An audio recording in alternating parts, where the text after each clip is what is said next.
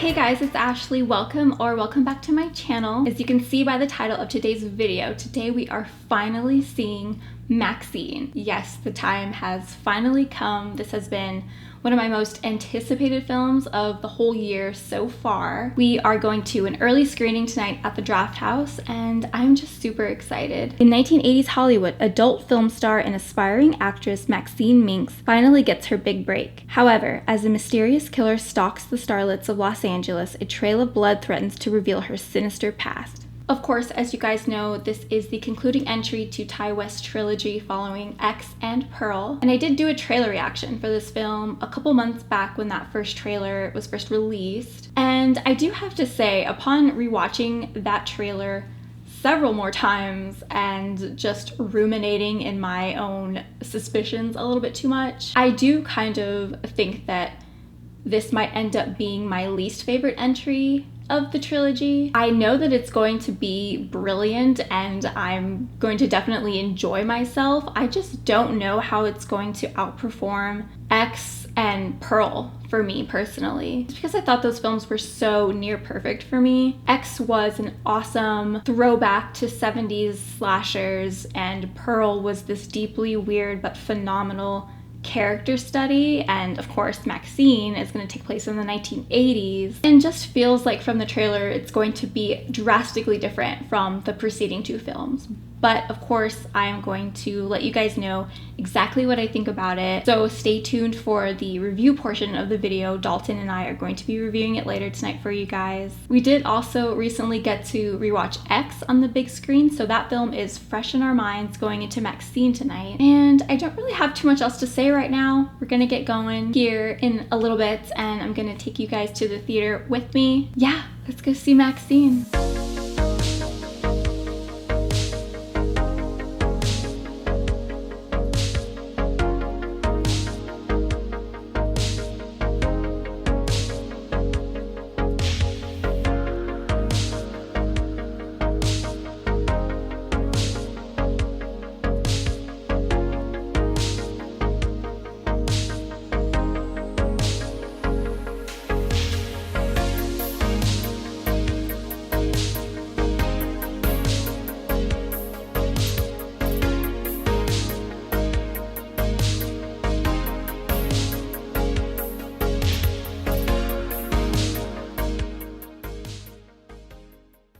So we are back from seeing Maxxxine, and it definitely seems like this is a case where I was pretty much right in my suspicions earlier that this would be my least favorite entry of this trilogy. Now, again, that doesn't mean that I didn't enjoy it and that it wasn't good, but I think for me personally, like I mentioned earlier, X and Pearl just felt so special in a lot of ways that are kind of indescribable, at least for me. And as I was watching this, it just didn't feel the same. It felt like it was lacking a little bit of that charm that the previous two entries had up until the very end for me. By the way, this first part of the review will be spoiler free, and then we'll briefly talk spoilers just for a minute or so, but I'll let you know so that you can exit the video if you haven't seen the film yet. But yeah, what did you think? Yeah, no, I pretty much agree. Like, for me, the ranking is Pearl, X, and then this one. Not to say that this one is like not good at all. It's really good, but just not great like the other ones. Like, there's just some parts of it that I felt like it was kind of rushed in certain parts, and but yeah, I don't know. It was a good movie though. So you're gonna love this movie if you love the 80s. Soundtrack was amazing. The cinematography and the visuals and the use of color was really striking to me. Like, visually, it's a gorgeous film, but the previous two films have been gorgeous, so I didn't expect anything less in that department. I kind of see little elements of giallo just in terms of like the figure in black with the hat. I mean, it's not a spoiler, we saw that in the trailer, but that's kind of the only thing that felt giallo to me. This kind of just felt like a very straightforward 80s slasher. It's just these sort of tapes, like found footage aspect of it, and that kind of felt giallo to me, how sometimes it's sort of first person. There's giallos that do that, where it's sort of this first person, or from the perspective of maybe the killer, not necessarily, but just kind of that aspect of it. I can understand the inspiration there, but there wasn't a dull moment in this film, in my opinion. It had pretty good pace, and it was quite action-packed all the way through, which I really enjoyed. Definitely the least horrific, in my opinion, out of the trilogy. Like, we're just talking horror. Yeah, no, I agree with that. It was more almost kind of an action film in certain like a mystery parts. Thriller. Yeah, more like mystery thriller, which is what giallos really are. Yeah, and it had those like action moments that felt much more like you were watching. It's sort of a cheesy action film, because it played into the cheese for sure, with all the 80s theming, you know, super played into that. And yeah, it did. I remember thinking that during it, just thinking, like, this kind of feels like an action movie, like a good one, but definitely not quite like the other ones in the tone of the whole thing, or with like suspenseful moments. There weren't nearly as many suspenseful moments in this. It was more, it felt like Mia Goth was starring as like sort of an action hero. Yeah, it felt like to me. There's a few references to like other horror films that I'm sure you guys will pick up on. There was even, I don't know if this was intentional, if this is just my brain, but kind of a Fade to Black reference, if you guys have seen Fade to Black. The few kills that are in there are really great. I just wish there were maybe a little bit more. It just felt like it was lacking a little bit in that department. There is a kind of twist near the end, and I feel like it was a bit predictable, but that doesn't necessarily mean that I disliked it. I still think it was a pretty satisfying ending to the film and to the trilogy overall. Yeah, I agree. I thought it was a bit predictable. I was kind of actually, I guess kind of unpredictable, because I was surprised that it was predictable. So yeah, I don't know. There's a few sort of fake outs, or really one main fake out that I think they intend to make the audience think is going to be the plot, but it was weird. Like, it felt kind of predictable, but it also made sense. Like, it is the final movie in this trilogy, so it makes sense what happened. Yeah. So just to kind of wrap up the spoiler-free section of the review, definitely go see it.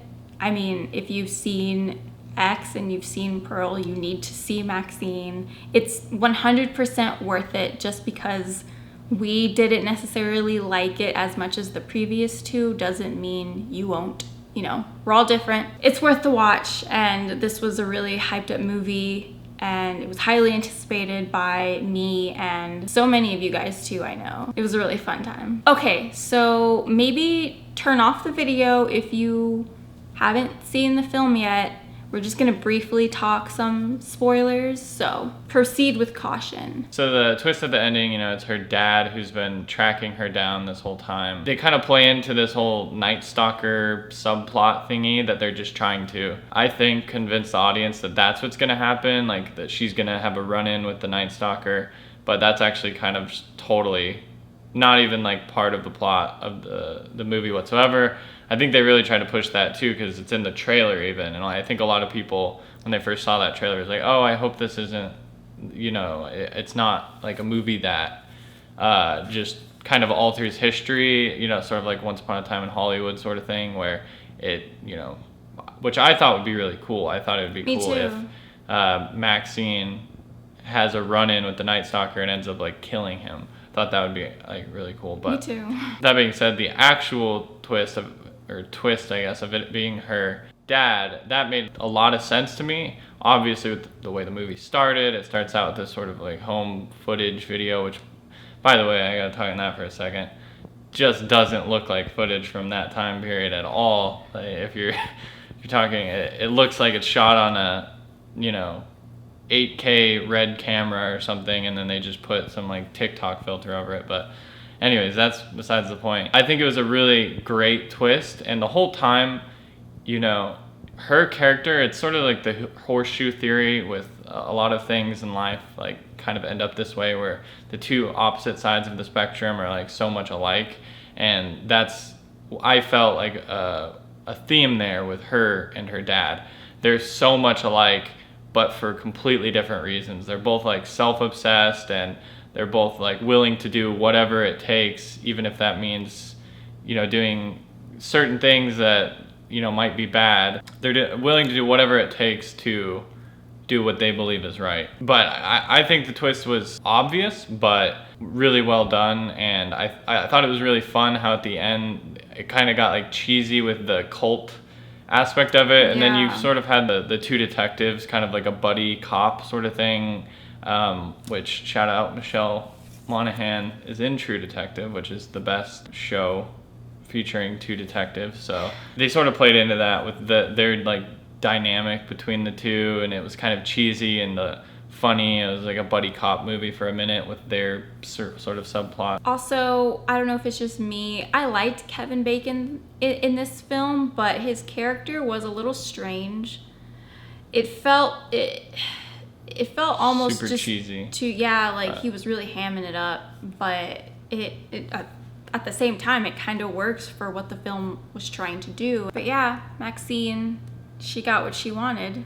Everybody knows her name now. She's a star. She did not accept a life that she did not deserve. She's a star. She's a sex symbol.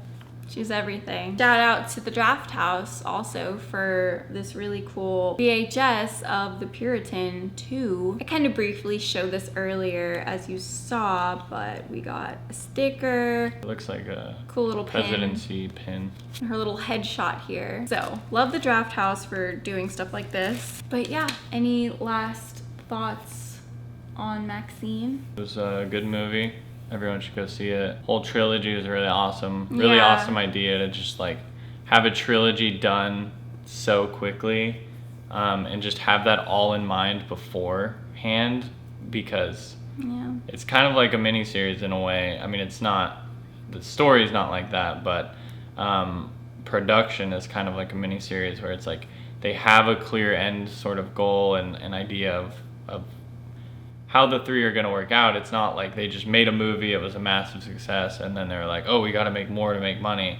It was like very meticulously planned. It was just an awesome idea to just have this trilogy. And Mia Goth is awesome in this, and so are all the other supporting actors. It is a 4-star movie for me, 4 stars out of 5. 3.5.